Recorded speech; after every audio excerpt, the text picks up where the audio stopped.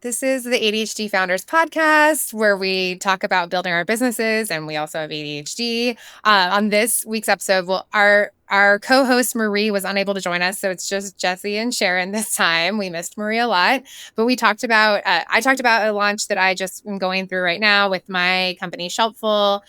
Jesse, we were talking about his kind of new hat he's wearing as side hustle and some of the things he's been building and learning along the way.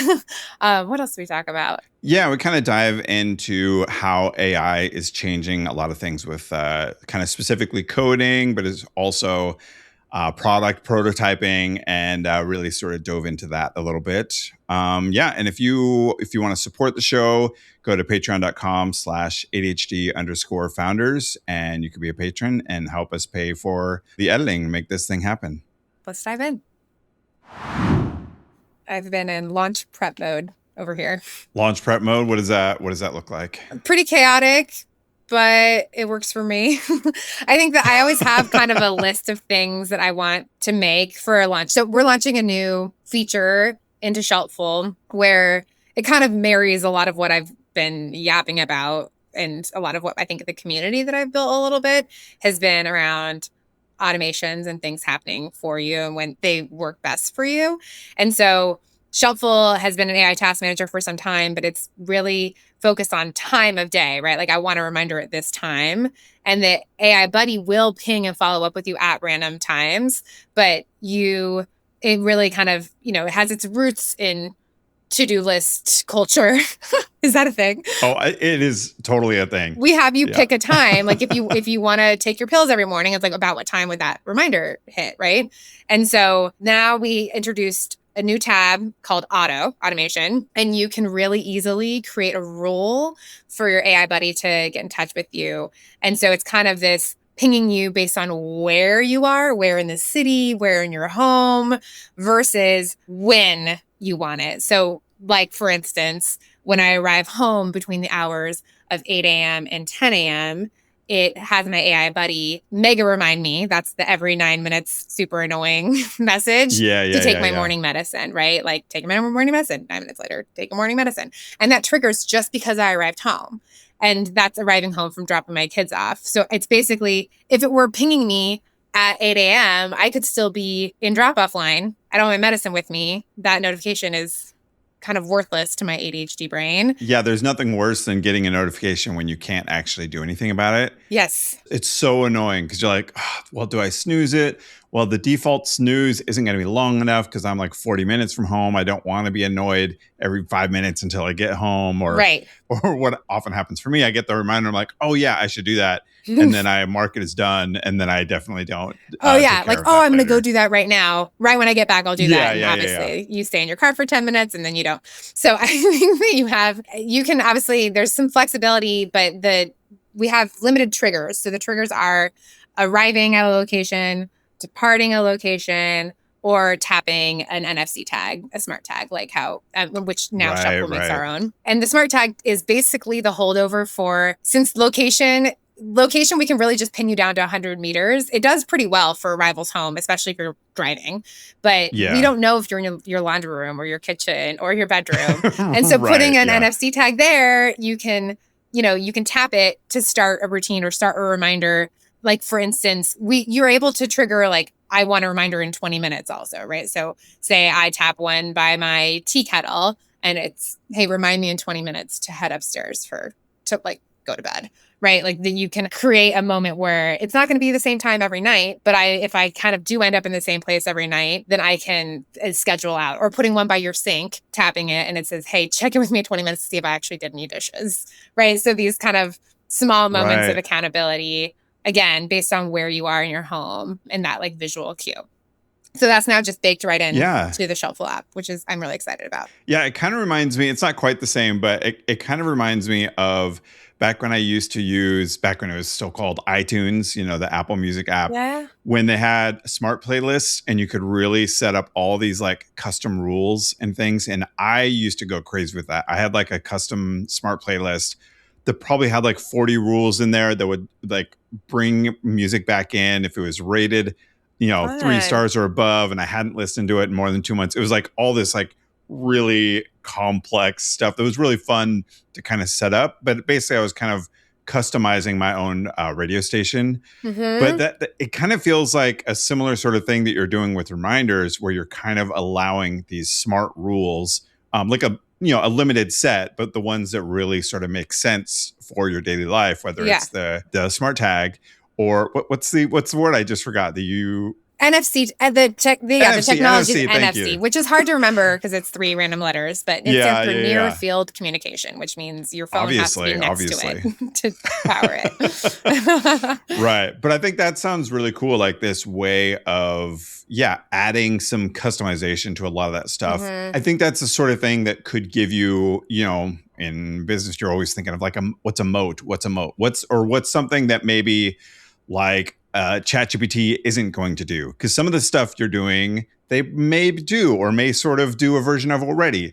Are they going to do NFC tags? That feels less obvious that would be something they would do in the near future. So it feels kind of moat-ish, which is nice. Yeah, I think that is helpful for me too. And it's also just whether moat or not, it feels, I think I have a pretty strong North Star at this moment in time. It could change, but in a world where you're building an AI app, but all the AI technology companies are adding to their apps every day and doing really cool things.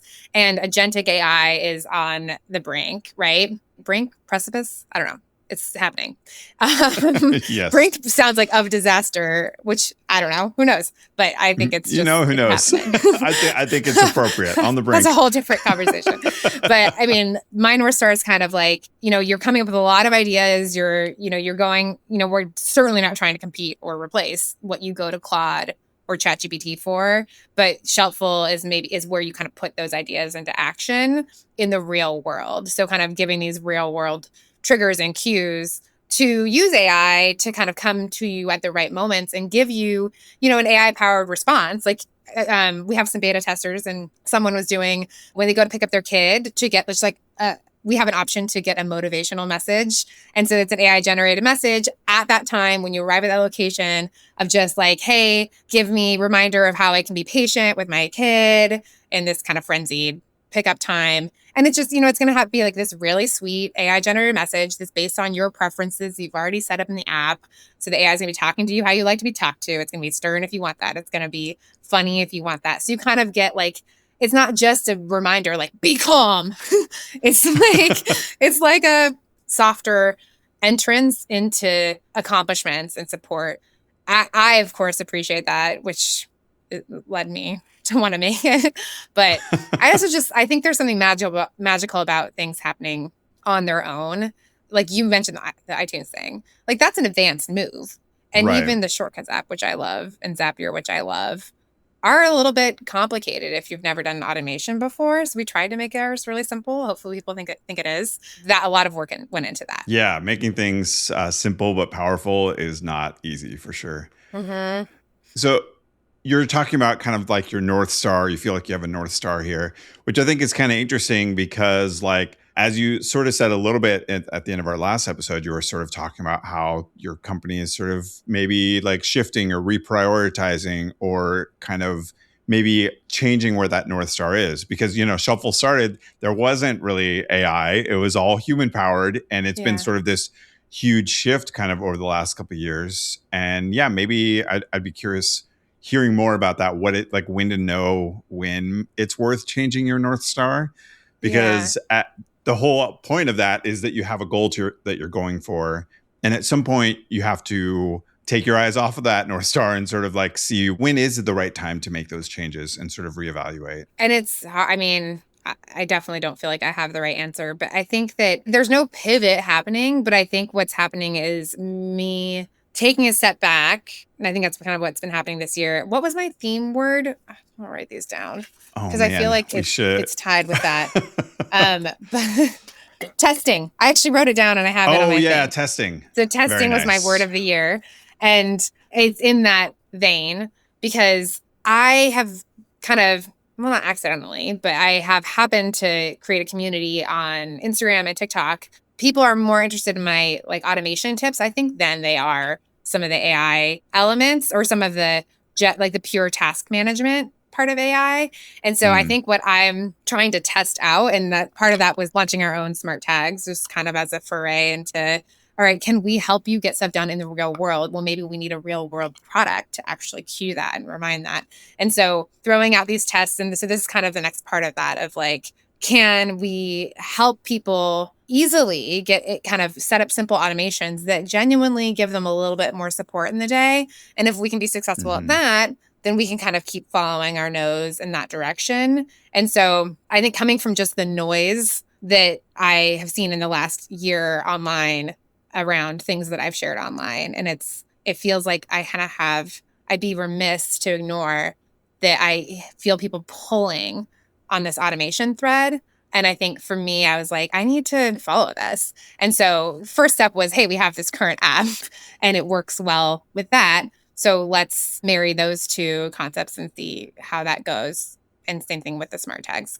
It works. The smart tags, NFC tags, work really well with Shelpful. I use them with Shelpful all the time. So I think that is more pulling on that thread of like, can we be meaningful to people in supporting them offline and, getting things done? Yeah. It kind of sounds like it was less about like refining a North Star and more that you were feeling this pull. It sounds like you were really the social media stuff was really sort of like blowing up, and you kind of were hearing that recurring message. And like at some point, it's like maybe we could lean into that. Yeah. Figure out where that goes. And like, why stay heads down on something that's not a runaway success already? Like we could keep adding more chat features and making the chat better with AI Task Manager, and you know what I mean, making the list better. But like, I don't like lists. Like we have a list, but like the way I use Shelpful is I try to just stay out of the list as much as possible, because I can just, my AI guy is saying, hey, can you do this? And I'm not even going to look at the list half the time. And so I feel like there's other people like me like that who want to just get the reminders when they need it, get the support when they need it, and not have to like live and look at a list and be stressed out there. Yeah. Totally. That makes sense. I'll give a quick little update on kind of what I've been doing lately. This is definitely a distraction and probably not what I should be focusing on. But as a reminder, Jesse's now has a full-time job. So this is like this is side hustle Jesse. Right.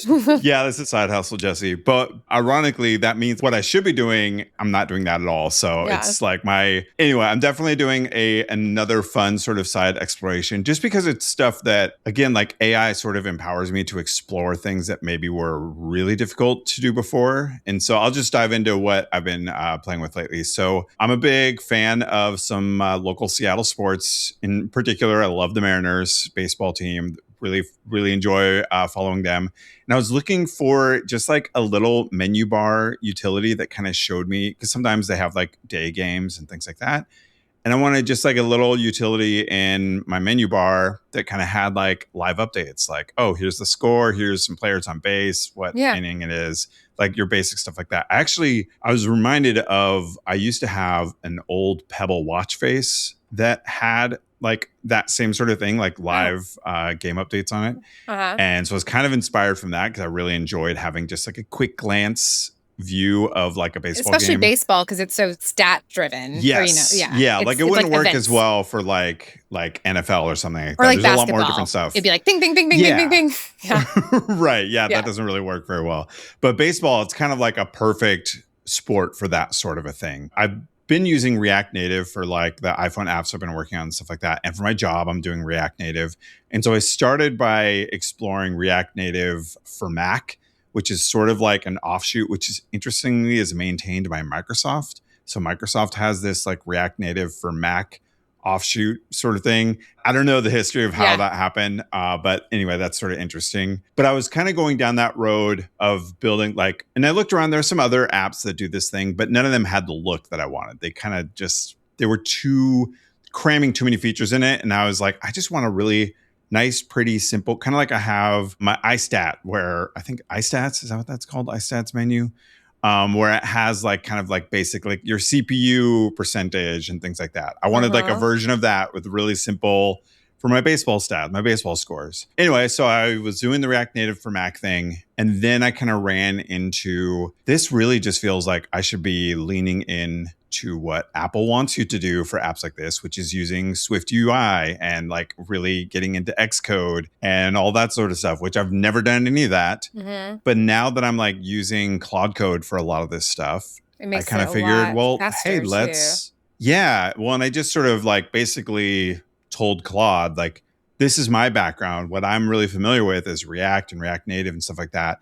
But I want to lean in and use the Swift UI components and the way that like Apple's best practices and things like that. Mm-hmm. And it's been going really well. So it's not available yet, but I've been using it and like watching my games up there. Especially for that native, like for people like that part. What is that called? The time sensitive, that part at the top of the phone that is those like real time updates. Oh, I'm not sure. So I'm not on the phone at all. Oh, okay. This is only on desktop. It's for Mac. So, but I'm using Swift UI. Developing on. All right, sorry. I thought it was a desktop app. Yes, yeah. I probably didn't clarify. So this is for desktop only for on your Mac. So when you've got like the taskbar that's got like your okay, your battery and all your things up there. Right. Then, so if you're working, so I've got a little app. And so there. You're like your phone's kind of put away. You're trying to not be fully distracted, but you get your little updates. I like that. But I get all my updates and I've updated it. So whenever there's a score, it does like a little flash and like things like that.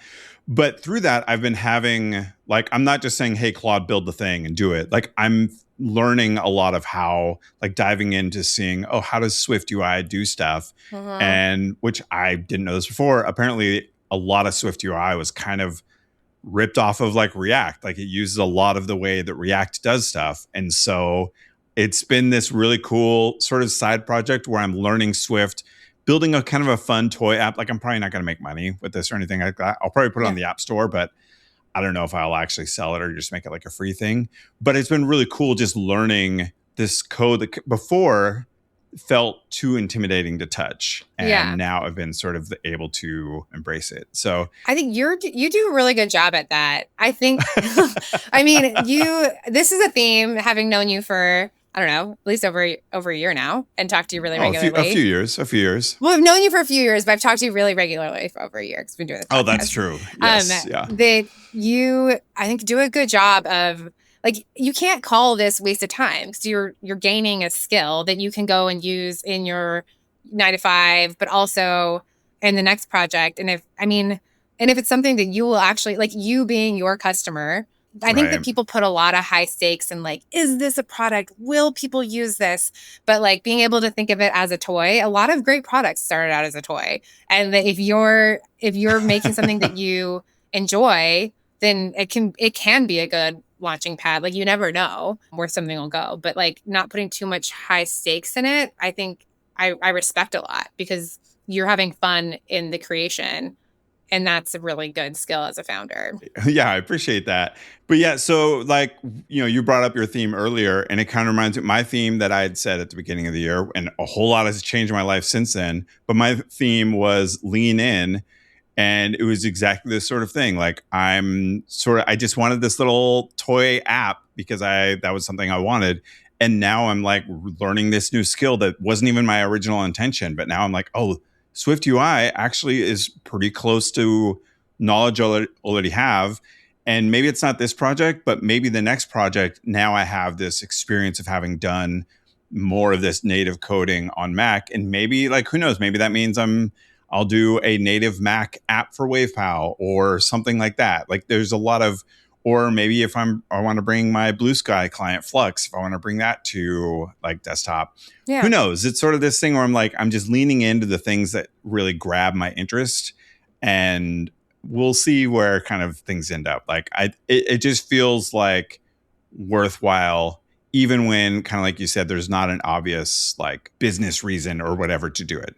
Like, it's just like, this feels right. Even though it's sort of a distraction, it feels like a worthwhile one. You and I have both talked to so many entrepreneurs in our lives. And I think the thing I see more than hustle and grit is people just talking themselves out of starting a business, or adding months to their timeline, just validating the idea or researching versus just building. And we are so in the golden age. I mean, you already obviously knew how to code, and that was your career, is your career. But this is such an exciting time with AI and just being able to build something quickly. For this feature that I talked about, it was so important to me for it to feel very easy. And so I sat down to wireframe it, which I've wireframed things, for years and years. And I was like, I can't fully decide on this or that. So I ended up using Figma, which is a popular wireframing / UX tool. They have an AI prototyping offering that is kind of a separate add-on. And so I paid for like 1 month, and actually was very proud of myself because I even generated a virtual credit card number so that it expired after like 35 days. So I wasn't going to keep getting charged for it, which I rarely remember to do. Very nice. Yeah, so I that paid that for just deserves some accolades. 30 days. And I built a prototype, like a functional, it was in HTML. My team wasn't able to just, copy paste into our app. And there's a scenario where I could do that actually with Claude Code, and we actually tapping into our code base. But I was already in Figma, and that's where our initial designs for the app are. So it was so magical. And like the development process felt really smooth for it, because I think I had a really clear vision of what people wanted, because we already had people using shortcuts with Shelpful to do some of this. And so I had a clear idea, and I was able to test it and play with it for like a whole week before I even showed it to anyone on my team. And then when I kicked off showing them, I was able to demo it for them. And so we were able to kind of cover any, potential issues or objections in that like 2-hour call, versus it kind of spattering through, because you get to the wireframes and you start building, and then you start, it's kind of just speed running a lot of that product development process, which is really exciting. From my perspective, I feel like a lot of the AI meets UX / design tools right now feel like they're much more for the product manager type of person, as opposed to the designer. I feel like none of the AI tools are really great for designers yet. I saw somebody talking about, because Claude Code recently announced like Claude Design or whatever. Yeah. And I kind of looked at it a little bit, and I felt like initially, I don't get this at all. This does not feel useful to me. And I saw someone make a comparison that I thought was really good, whereas like Claude Code came out, and if you look at Claude Code today, it makes people that are not developers able to develop. But then it makes people that are developers better developers and faster. And that's been my experience as a developer. Claude Code gives me like superpowers in something I'm already skilled at. It allows me to do even more than I could do before, which is amazing. And what it feels like for the design side of things, because I have like my background is in design, it feels like the opposite. Or it feels like people that don't have design background or skills or whatever, they get that leap to be able to do some of that initial stuff. But the people that are designers aren't getting any extra benefit. Like there's not a tool yet that gives that superpower to a designer from my perspective. I think, so I'm not a designer, so I don't want to design-splain. But don't you think though that in design, you're right, like it doesn't give them more design power, like Claude Code gives you more coding power. But I do think a designer who isn't a developer can use these tools to take their design and actually make it. And that's actually part of Claude Design, which I played with. I hit my limit on it twice this week because I was playing with it so much. I heard that limit. I haven't played with it much, but I heard the limit is real easy to hit. It's aggressive, yeah. And so, but they have things where they have like some animation elements too. So if I'm a designer, but I don't know animation, then I get to maybe make animation. Yeah. So I think so you can smell it kind of like you can see it, the kind of maybe the next version or the one after that where, like you're not getting high design. And I'm sure designers everywhere are hoping that you will never be able to get a design from AI, but you get like the interactivity and also being able to take a design and make it not just animated, but codify, like prototype it. Totally. Yeah. I think that's something that AI is really good at right now. Like taking a design or taking an idea of a design and building a prototype that's like demoable and makes it it's much easier to talk about a concept when you have a prototype that kind of does what you're trying to communicate that you want it to do. And a really creative even designer. If it's not like something, kind of like you said, even if it's not something you can just like copy paste into the code and it works, it communicates the concept of how you want it to work. So then somebody that knows and cares about the more intricacies of the code and all the things you need to know to make it really, really work. at least they know where your mind is at for what you want it to do.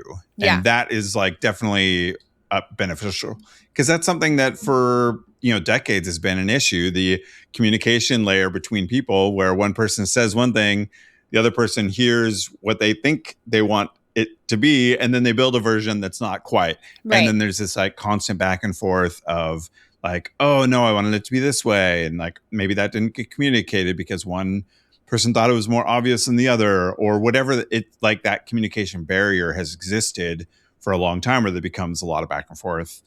And I don't think AI is going to solve that completely, because a lot of the time you don't know what you don't know. And so like the back and forth is because, oh, we didn't think about this certain scenario and things like that.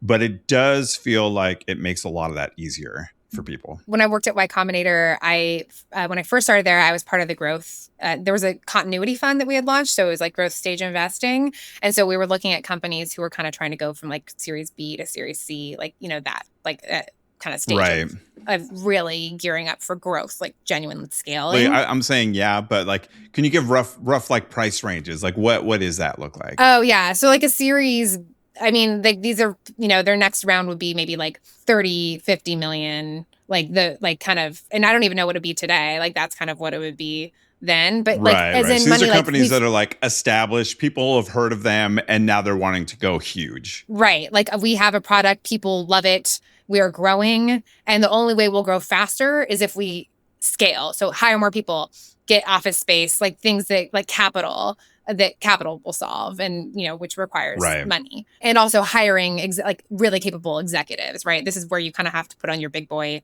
big girl, big anyone pants, and kind of hand off responsibilities as a founder, and bring in the really good HR executive, bring in the really good COO who's done this before and can build. It's company building versus product building is kind of the shift. Yes. So I didn't do that very succinctly, sorry.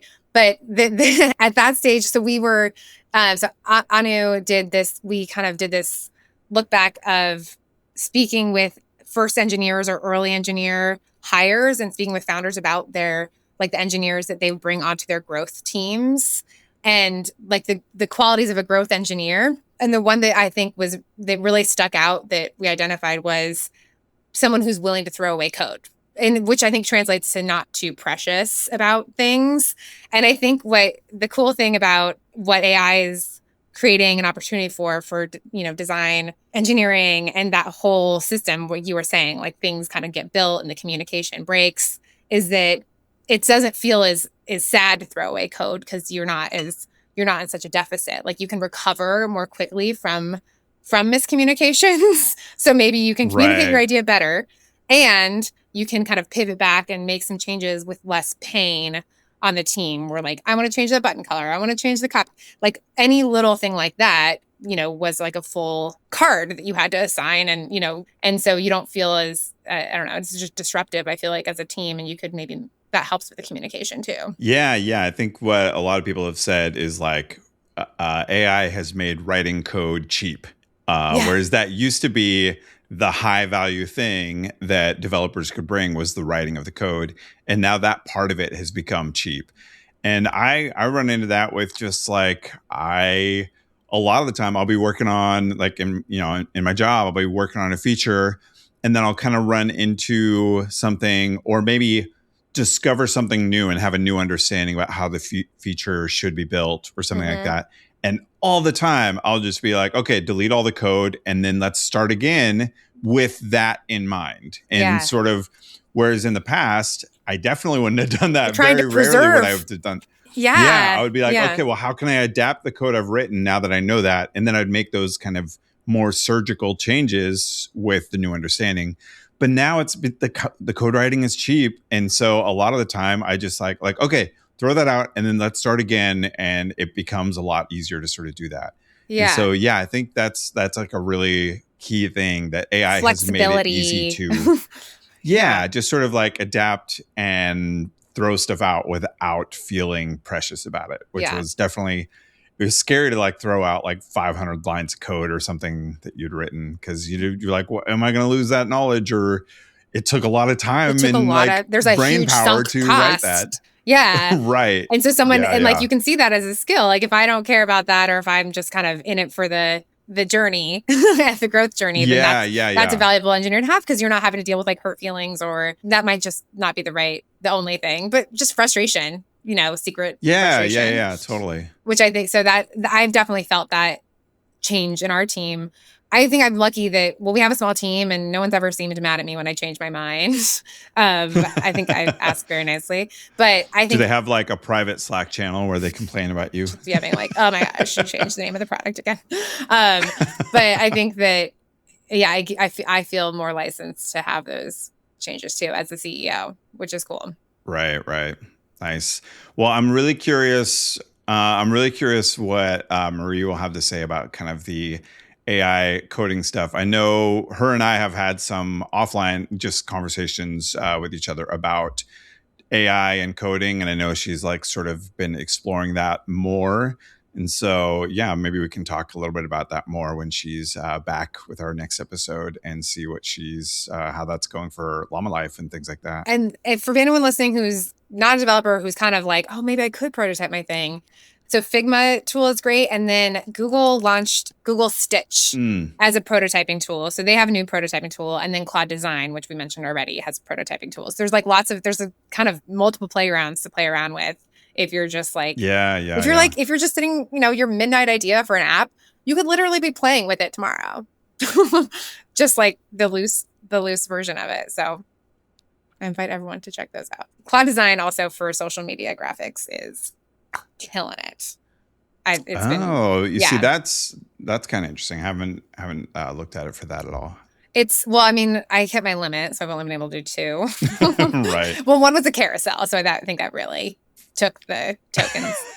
But I think that it's they have you go through kind of an onboarding where you add all your brand assets, all your fonts, all these examples, and I'm excited for it, for even just like it basically kind of is able to replicate Shelpful's user interface. So I'll be able to make like easy example screenshots of like a chat with you and your buddy without having to actually replicate that on my phone or in Figma, because it has all those assets. Like it has the chat bubbles that we use, it has the colors and so it just kind of makes it, from a marketers run, don't walk to Claude Design. Nice. Awesome. Well, we do have a little bit of a time crunch today, so I think we should probably wrap it up here. Yeah. And do some plugs and picks. So Sharon, where can people go to find out what you got going on? Shelpful.com. Our Instagram at Shelpful, and I'm on TikTok at automatically ADHD. Download the app. It's a free trial if you want to try that automatic stuff. And it's in a special tab all on its own called Auto. And you can find me as ADHD Jesse on all the social media, mostly on, I would say, Blue Sky and Threads these days. And also go to extrafocus.com or for my newsletter, or extrafocusbook.com to check out my book on ADHD. All right, so on to picks. Sharon, what you got? You go first. I'll go first. Jesse, what do you got? I'm going to pick a TV show that I have seen, I believe it's over 20 seasons of. And it is the show, it's a reality show, but not like a normal reality show, because I don't really like reality TV very much. But it's a show called Taskmaster. Have you seen this show? I have not. Have you heard of it? What's it on? It's a UK show, but it's on YouTube. They have every single season is on YouTube. I'll describe the show. So it's called Taskmaster, and they kind of have 2 hosts. One is sort of like the judge, and then the other one runs these tasks. And what the tasks are they're all sorts of, every single task in every season for every episode is different. So they have just like hundreds of tasks at this point. The framing of an episode or of a season is they have 5 contestants, and each contestant is some sort of well-known, usually a comedian in the United Kingdom. So I don't know a lot of them, but like over there, people know them because they're in like a bunch of different shows and stuff like that. So mostly comedians, sometimes other people like a TV presenter or something like that. And what they do is they individually film each of these people going through doing these tasks. And then the episode is them all sitting sort of on like a panel show, like a kind of like you'd see like a late night show. So they're all sitting together, and then they're watching themselves do the task and just sort of like commenting on it and laughing on it. So they have no idea how well they've done compared to the other people, because they already filmed themselves doing the task like months ago. And now they're like live reacting to it with the other people.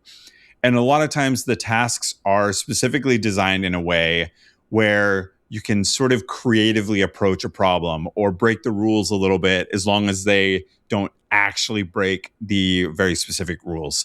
So let me think a couple examples of what a task is. So one task, very simple one, and this is in like the first season. They walk into a room and there's a watermelon just sitting on the table. And the task just says, eat as much watermelon in 1 minute. And your time starts now. And that's the whole task.